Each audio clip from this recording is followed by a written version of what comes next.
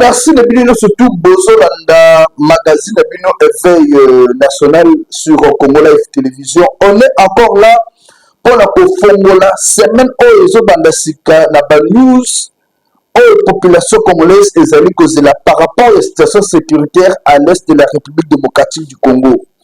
Que prépare le général John Numbi et Joseph Kabila Kabange?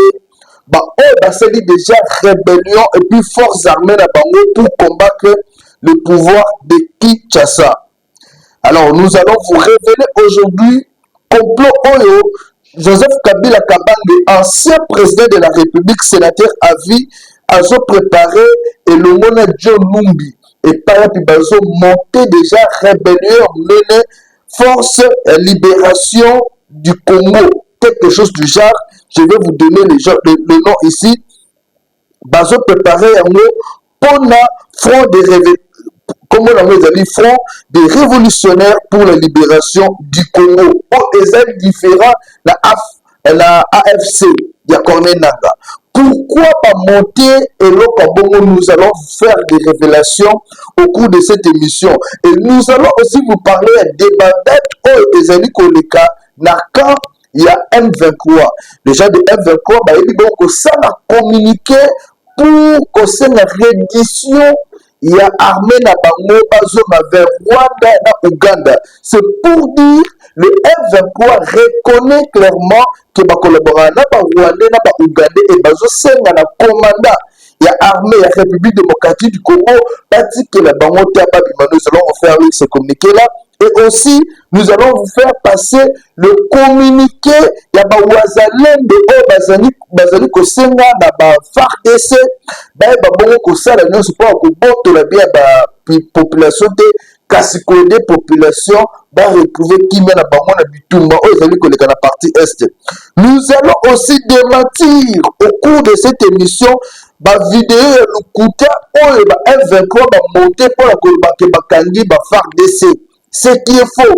Vous verrez en image, M23 va monter après que Monenegi Bitumba et c'est la partie est de la République et pas Wazalé de la FARDC, Bazali Kobote la territoire. Les M23 ont voulu aussi monter une vidéo pour dire Bissope côté Tokangi FARDC. Or c'est faux et archi faux.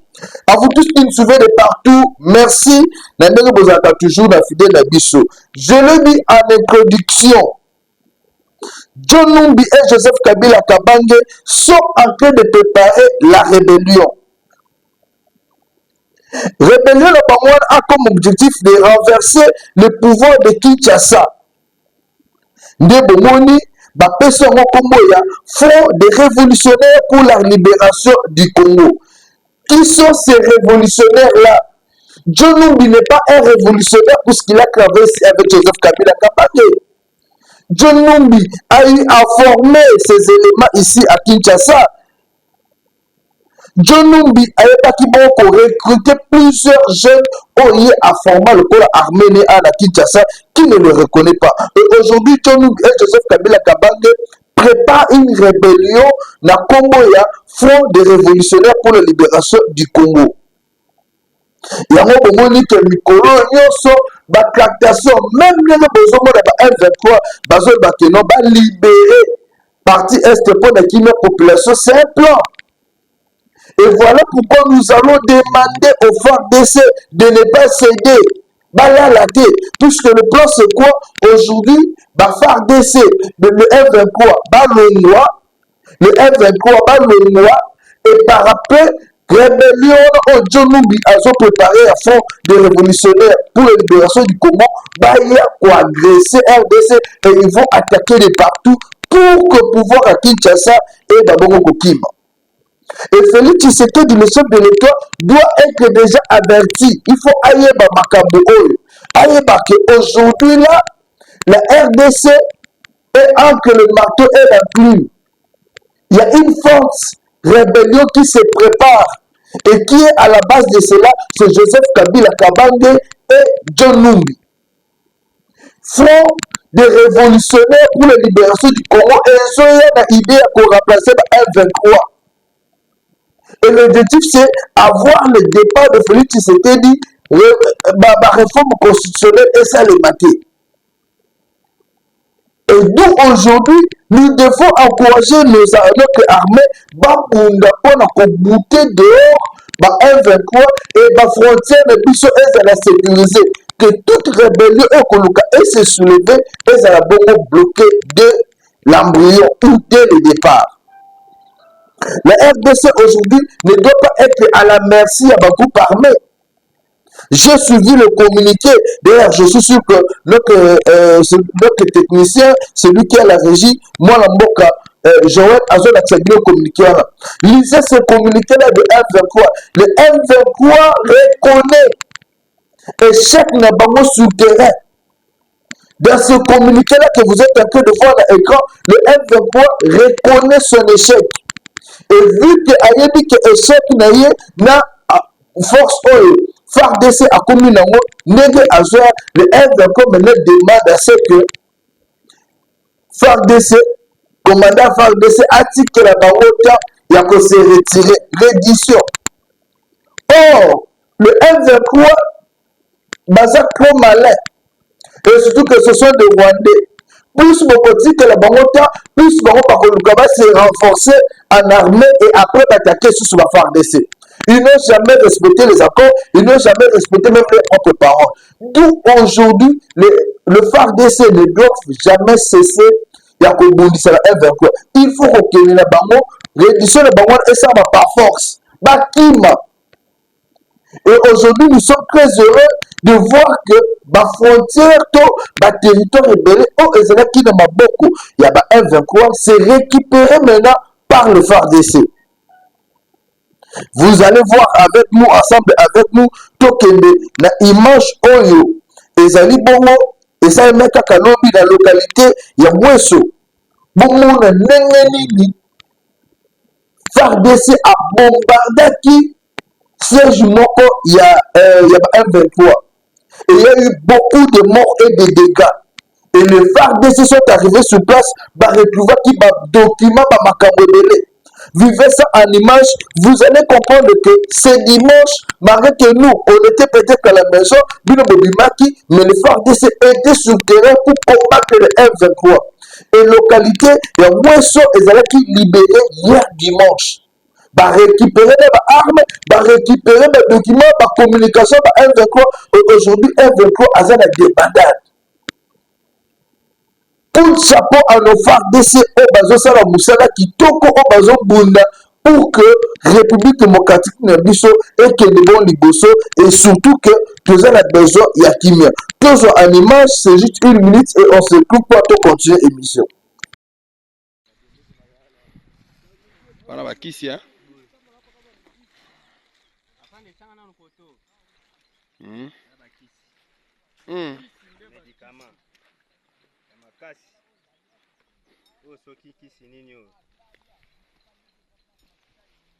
Munyarwanda tiki ati tanki. Atuka. Tiki yangu.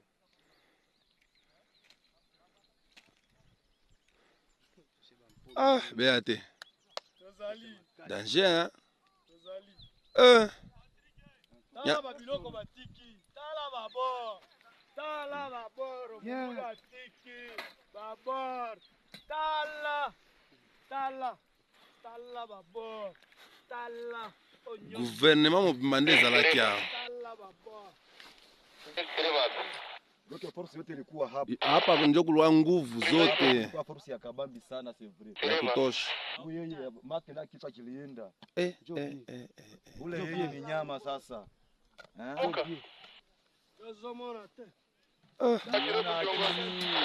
Bakufi nde misuni. Tokolia su nyama lelo ta. Misuni ya boye. Tala wa makosho.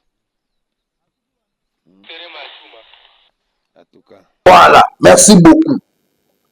Ce que nous avons comme vous signaler, je l'ai dit à l'annonce. Le M23, en dehors, il a communiqué au M23 à Salaki. Pour la prochaine réédition, armée la biso, commandant la biso, article, le M23 ont monté une fausse image pour dire bango ndenge baza wana bakangi mpe FARDC. Or en réalité les M23 n'ont jamais arrêté FARDC. Les M23 sont en train de subir la rigueur. Il y a FARDC. Et aujourd'hui, comme je vous l'ai dit, monter image à l'Ukuta. Toujours l'accepter image à l'Ukuta. Image à l'Ukuta pour que non, Tokandi, gouvernement RDC, ça. En réalité, c'est faux. Le M23 est en train de subir rigueur. Il y a moins de monde qui va monter image à l'Ukuta. Telle image, la image, vous comprenez que ce sont des Rwandais, ici, on va tenir la douce FARDC à Kala. Et le M23 n'a pas de force à combattre FARDC. Vivez à l'image, on se retrouve écouter l'image, mais il y a image de lobby pour vous permettre aussi de comprendre la réalité sur le terrain. Alors en image. Malika.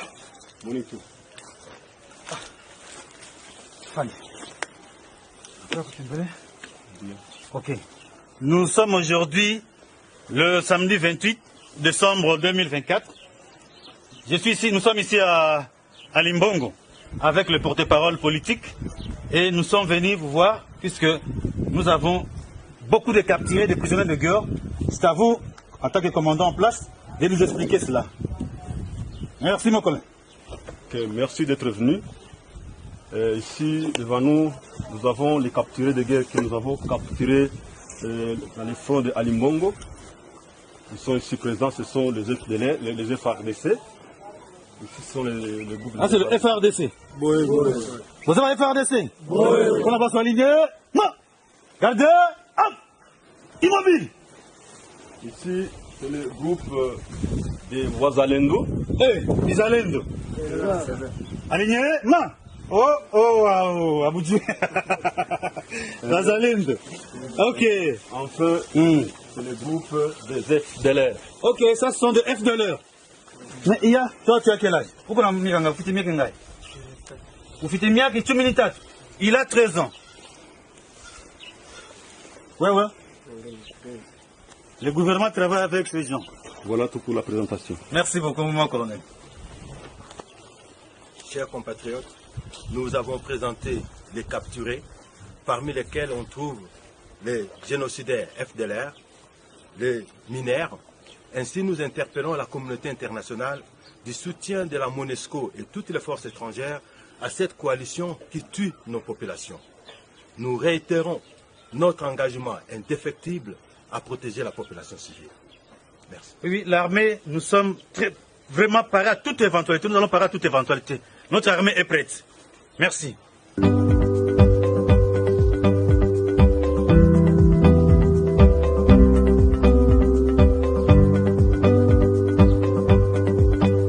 Voilà. Je pense que vous êtes en train de comprendre. Aujourd'hui, le FARDC, Armée terrestre à République démocratique du Congo, et je dis que la Suisse Rwandais tâté.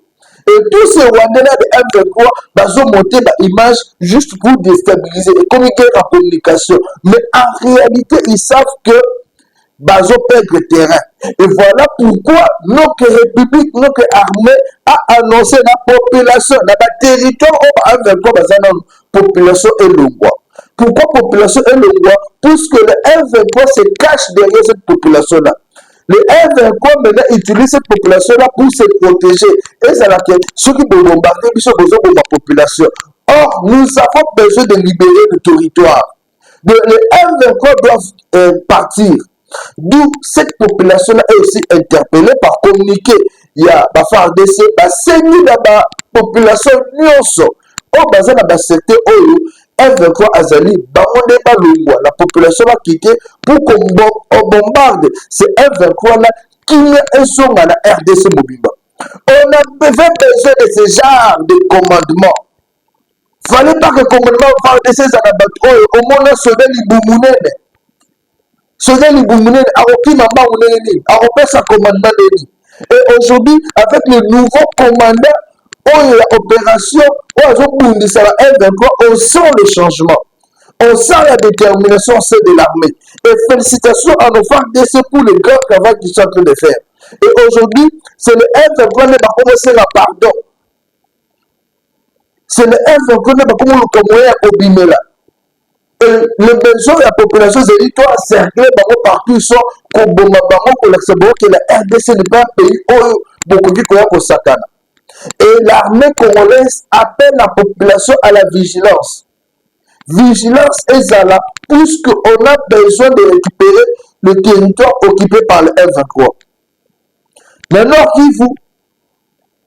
Kivu, le Wazalendo, oyo bazobunda pembeni ya ba FARDC bazo interpeller ba autorité armée na biso dans le sens que balingi désordre te balingi buzoka te balingi FARDC à se comporter bien babunda pour la paix dans la partie est balingi te makamako contre le bien de la population puisque eux ils sont là pour sécuriser la population et leur bien et ils sont là pour protéger l'intégrité de la République démocratique du Congo. Il y a un que le Wazalendo appelle le FARDC à beaucoup plus de vigilance et du professionnalisme. Le Wazalendo appelle le gouvernement à un soutien indéfectible pour la balongola. Banguna oyo, il y a un 23 où besoin de déranger qui met la population. Les Wazalendo sont déterminés à garantir l'intégrité du territoire national. Et grâce aux Wazalendo qui sont aux côtés des FARDC, le territoire est de la soit récupéré. Et même cette rébellion-là, que l'ancien régime n'a pas préparé pour avoir le pouvoir, et aussi battu. Puisque aujourd'hui, la RDC, au niveau de son pouvoir, qu'il y a une élection. Ce n'est plus question de guerre. Ce n'est plus question de dialogue. Maintenant, la démocratie est respectée. La constitution est respectée. Au niveau de son pouvoir, il y a qu'un là. Il y a Malabo, il y a qu'un d'élection. Population est élue au pouvoir. Gloire à Dieu et Congo et Télévigoso.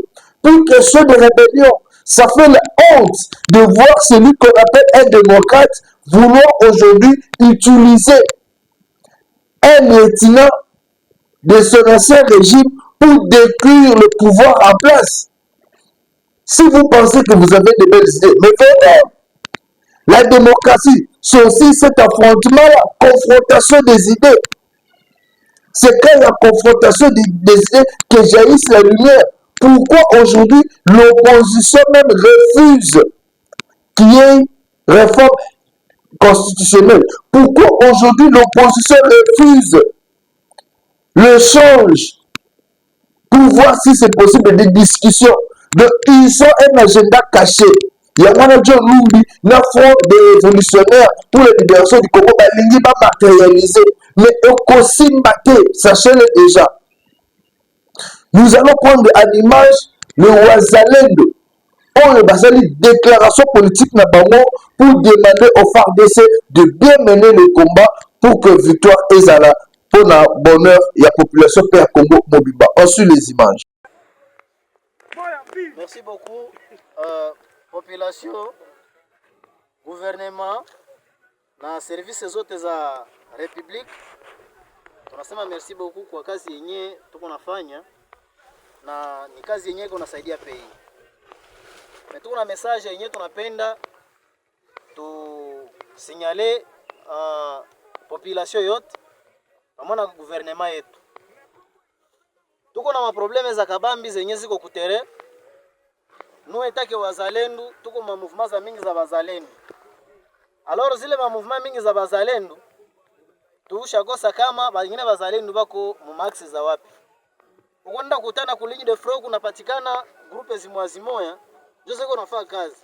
Mais a grande partie ba mingi bako nasema ni wazalendo, mais en réalité wazalendo habiko kulinye. Alors wengine bako nashita mu wazalendo, wengine bako mu Zavira Butembo, wengine wanakuwa Beni, wengine wanakuwa wapi? Tunakosa registre kama bako nafanya kule kazi gani. Na bako nazunguruka, wanaomba michango bafeke, wanapatirwa makuta, mais aswadizana bako nashita ke ni wazalendo. Tunaba interpeller wazalendo wote wenyewe wako na wanayo kama ni wazalendo, bashikaze bashitie kule de front, tuone kama kazi itaendeka namna gani. Merci beaucoup. Neno ya pili. mwa hii vita yetu yenye tuko ndani, tuko na constate, tuko na constat mbili. Adui hana nguvu, tunampiga kama kawaida. Lakini mwa yenyewe kuna tushangaza na shiba zalendo tunashangala sana.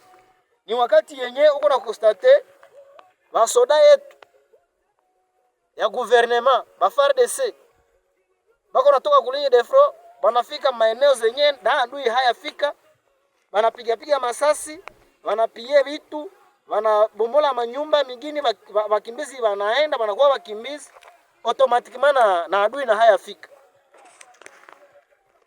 Ndio tulikuwa napenda tuambie population na gouvernement benye ni ba officier ba gouvernement Kinshasa, Goma gouvernement yetu itusaidie sana, iambie wale basoda benye bako nafanya mapiage, benye bako nao watu sans problème, bashikaze sana, batuambile wale basoda bache kukuwa na bomola, na wale basoda bache kukuwa na uwa watu. Kama ni risasi banaweza piga, waende lipiga kwa adui, hapana kulipiga huko kwa population. Notamako nafika Kitsombiro basi vile wote bashaka kimbia. Eske ya realite adui shafika Kitsombiro? Hakuna. Lakini basoda yetu wenye bako na tuchunga, ndio wenye bako naongeza piga masasi Kitsombiro, wanaua na watu, FARDC na hayafanya nini? Na nani adui na hayafika. Ndio tunakosa ogiste, tuko na adui ngapi mu province, mu territoire? Tuko na adui ni mumoya ni M23. Lakini jua nini M23 ingali mbali. Unaenda na watu wetu wanakuwa wakimbizi juu ya masasi ya gouvernement. Vraiment ile kitu inatuchukiza sana sie kama bazalendo. Deuxième element. FARDC iko nachukia bazalendo. Tunakosa ogiste ni nini? Bazalendo bako nafanya kazi moja na FARDC. Bako napigana na FARDC napigana. Mekwa leo FARDC konanja minimize bazalendo, nasema ke bazalendo habiko nafanya kazi. Eske realite nyiko kutere? Eske bazalendo habiko nafanya kazi? Ile kwa ya kwanza. Kwa ya pili. Kenye kinacha banazarau bazalendo ni nini? Ni juu hapa kwendaka ku centre njoo maana banabazarau. Ku centre de formation. Ni juu habiko matricule habiko napata salaire. Njoo maana banabazarau. 3. Juu bazalendo banakuwaka uchafu, banakosa mangogyo, banakosa nini? Njoo maana banazarau bazalendo. Alors, tunapenda tuinterpeller ba officier wetu, ba officier général, chef de l'État, ministre de défense. Muone gesi ya kutrete shida, muzalendo bache kumzarau. Iko na jito, iko napigana risasi hapoke yake, hana salaire. Muzalendo kama kuna kwa uchafu, hana dotation, ikuwe ni ya nguo, ikuwe ni ya bota, hana dotation. Iko na jitolea. Muzalendo trua hakwendaka ku centre de formation, mais iko nafanya kazi moya na mwenye alienda ku centre de formation. Alors, wale wenyewe bako na bazaro batusaidie sana. Pei tuone kama tutadefendre namuna gani. Ingine po yenye iko hapa. Tuko na constate FARDC iko na pokea. FARDC iko na dotation. FARDC iko na armema yenye na enea. Tuko na jiuliza ogiste, eske adui iko na nguvu kutushinda shie? Mtu mwenye iko na armema, minisio, arme luru zote ziko. Jua nini adui iko na progresser? Shie etake bazalendo tunatupa neno ya mwisho. S'il vous plaît. Il est armement. Voilà, je pense que bon moi ni ba image. Et aujourd'hui, la situation de sécurité, la partie Est, les autres c'est tout vrai Congolais. Sauf les Grecs de la République, basé dérangé. Mais ce qu'on dit, le vrai Congolais aujourd'hui, c'est juste de ce qui se passe dans la partie Est. Comment on a une bafard de ces bateaux Bouddha, comment on a une sécurité en Bokanabisse comme Gokende. Et aujourd'hui, on ne doit plus faire confiance na batu oyo bazali koloba mabe sur le FARDC. La population de l'Est aujourd'hui est derrière le FARDC, derrière le commandant suprême pour que Kinia Ezoba. Vous l'avez suivi, Achikapa, Boujma, Kanaka. Félix Tshisekedi le dit clairement, sans mâcher les mots, la paix dans la partie est de la République reste sa leitmotiv. Il est motivé pour restaurer la paix dans la partie est. Motivé pour que la population de Mokanaïda Sepena. Motivé pour que ceux qui même donné le pouvoir, qu'on puisse se souvenir de lui. Et pour qu'il atteigne ces objectifs-là, nous tous de la population, on est obligés à soutenir. Pour ne sont pas des animaux, ce sont nos frères congolais. Et ça fait la honte, il y a comment les Congolais, pour aller détruire notre pays, pour aller tuer le Congolais, car il n'est pas au pouvoir, va s'enrichir. Le Congo est grave, mais c'est là qu'on sait les ébélés. J'ai fait encore un coup de chapeau dans mon amboko général de Kasongo Kabouit. Oyo azalaki bongo na Lubumbashi Kolozi, bayebaki bongo kozwa bagène désœuvré. Autrement appelé les Koulouna. Ce Koulouna là, bamene bango na Kanyama Kasese. Contrairement à ce qui se raconte dans les réseaux sociaux, pour dire que le pouvoir de Kinshasa, voulais-je dire, cherche à déstabiliser l'espace katangais. On dit le pouvoir de Kinshasa cherche à museler le Katangais, ce qui est faux. Aujourd'hui, le phénomène Koulouna, c'est dans toute la République. Si vous voyez ici à Kinshasa, l'opération Dobo continue ce bonhomme de chemin. Si vous voyez dans le Katanga, ça continue aussi le chemin. Aujourd'hui, la sécurité de la population est une motivation au gouvernement. Dans le banc d'Undissé avec le Mobondo, tout le monde est armé, la police est motivée pour restaurer la paix. Dans toutes les provinces. Mais pourquoi seulement quand c'est dans les Catalans, tout le monde est paniqué? Non, ce n'est pas question de museler ou de stopper les Catalans. Non, c'est question de ramener la paix, comme l'a rassuré le général Kasongo Kabouti. On le suit et tout continue, puisque le lot image ça et puis toujours continue Koloba. Ils ont roulé toute la nuit. 5 heures de route et près de 300 km parcourus avant de relier Lubumbashi ce samedi à l'aube. À la base militaire de la Louano, cet aéronef immobilisé sur les tarmacs a passé nuit ici, rien que pour les prendre. Au sol, le lieutenant-général Jean-Pierre Kasongo Kabouik et le ministre Loalabé de l'Intérieur inspectent les moindres détails pour s'assurer que tout se passe comme prévu. Mais avant l'embarquement, ces candidats, tous venus de Kolozi, sont systématiquement fouillés. La sûreté oblige, car on ne sait jamais. Ce sont des gens très dangereux. Il y a des uns qui ont de briquets, des lames de rasoir. On doit les faire parce que ce type d'histoire ne peut pas entrer dans l'avion avec ce mec. Dépouillés de tous les objets tranchants et produits inflammables, ils peuvent enfin embarquer à bord. Pour cette vague, ce sont 319 délinquants redoutables, dont 4 femmes qui sont du voyage. Face caméra, ils rassurent leur famille.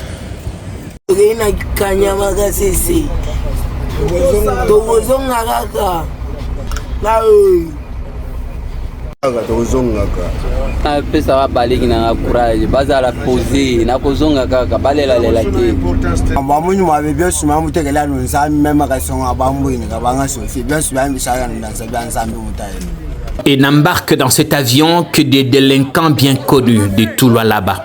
Leur départ pour Kasese est le fruit d'un tamisage exigeant qui a permis aux innocents d'être relaxés. Certains qui n'ont pas le sens de l'histoire pensent que vous vous acharnez un peu trop sur le Katanga, en général. Moi je dirais sincèrement que c'est seulement de mauvaise foi et une campagne de diabolisation. Comment voulez-vous qu'on s'acharne sur le Katanga avant d'arriver ici?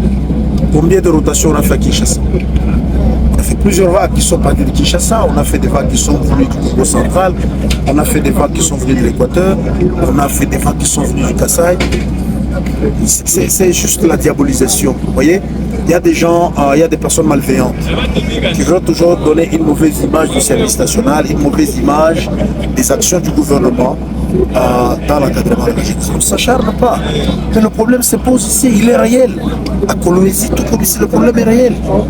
Vous suivez à longueur de journée, les gens se plaignent qu'il y a insécurité. En pleine journée, on est en train de piquer les téléphones, on est en train de tuer des gens, on est en train de faire tout ce qu'on raconte. Les gens veulent une chose et son contraire à la fois. Lorsque ça ne marche pas, ils crient, ils disent l'autorité provinciale ne fait rien. Et quand l'autorité provinciale décide d'entreprendre une action pour mettre la paix dans la ville, on crie encore, oh non, on s'acharne, on fait quoi dans ce cas? On fait quoi? Et même si tel était le cas, mais à Kanyamakasi, c'est là où ils vont. C'est pas en prison. On va préparer ces jeunes pour qu'ils soient utiles à la société. Vous avez les résultats. Je suis quand même curieux que jusqu'à ce jour, qu'il y a encore des gens qui parlent de l'acharnement. Je sais pas, c'est compliqué.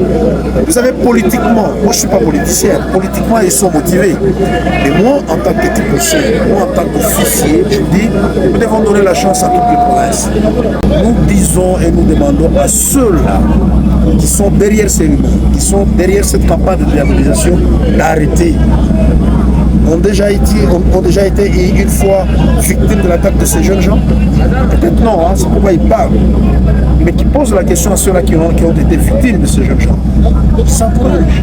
Je dirais que c'est une petite minorité instrumentalisée quelque part, qui veulent diaboliser les services nationaux, qui veut diaboliser les gouvernements de la République, qui veut diaboliser les gouvernements provinciaux. Mais il ne faut pas nous arrêter, hein.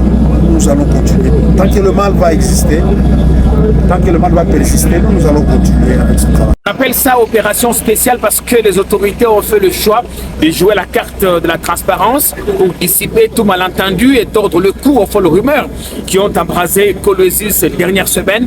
Les autorités ont associé à ces processus de ratissage les médias, la société civile, les activistes de droits de l'homme et même les confessions religieuses dans les seuls objectifs de rassurer davantage la population, pacifier et restaurer l'autorité de l'État dans la capitale mondiale du cobalt. Débarrassé de ces gangs qui s'aimaient terreur et désolation, le Lualaba peut enfin profiter en toute tranquillité de son boom minier, un véritable cadeau du ciel.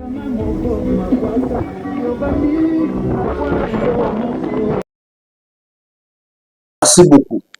Cher peuple, nous n'avons que la RDC comme pays. Bino batubozana banu double nationalité. Nzamba Sunga bino wanetali bino. Nous, on a que l'unique nationalité qui est la RDC congolaise. Notre nationalité est Rwanda. Et aujourd'hui, il n'y a personne qui peut accepter que Mbokana est la prise en otage par un groupe de gens. Aujourd'hui, il n'y a personne qui peut accepter que Moutoumou va monter un complot seulement pour déstabiliser ce pays. Déjà Kinois, déjà Congolais à vivre en 42 du jour. Et si on doit créer situation d'insécurité, il y a guerre dans Mboka, plusieurs Congolais vont mourir. Plusieurs Congolais vont mourir. Pour à ce cas-là, à Oliani, dans la nuit, pour vivre béni. Vous, politiciens, cherchez à résoudre vos différends par un dialogue. Le dialogue est aussi constitutionnel. Si aujourd'hui, grâce à vos différents populations se souffrent, maintenant on va défendre le peuple. Quel peuple que vous défendez? Le peuple de vos familles, le peuple de vos vagues ou quel peuple? Quand je vois aujourd'hui la trahison au sein même de l'Union sacrée, mais ça dit déjà beaucoup. Ça dit déjà beaucoup. Le RDC Kabone, Bakasaye, le pouvoir les a biso, Batekwate, Babibolokwa, Japé, Bazane, le courant, Tozana Tshisekedi, Batasud Kivu, Bahati Lukwebo, na Kamele, c'est comme si Bazo était dans l'Union sacrée. Or, aujourd'hui, il devait être soudé derrière Mokonzamboka pour que Kimia soit dans la partie Est. Mais c'est qu'est-ce que nous ne voit pas? Quelle désolation aujourd'hui. Quand on voit des déclarations, il y a des UNC, ça frise la séparation entre UDPS et UNC. Cependant, il y a une coalition, il y a cash, il y a cap. Le Tozawa. Chers compatriotes, sachez que ces gens-là ne se battent pas pour nous, petits peuples. Ceux qui vont même la constitution, cette constitution ne permet pas à une personne ou à un chef de l'école que le col Boussoussou a son pouvoir dans le monde. Non.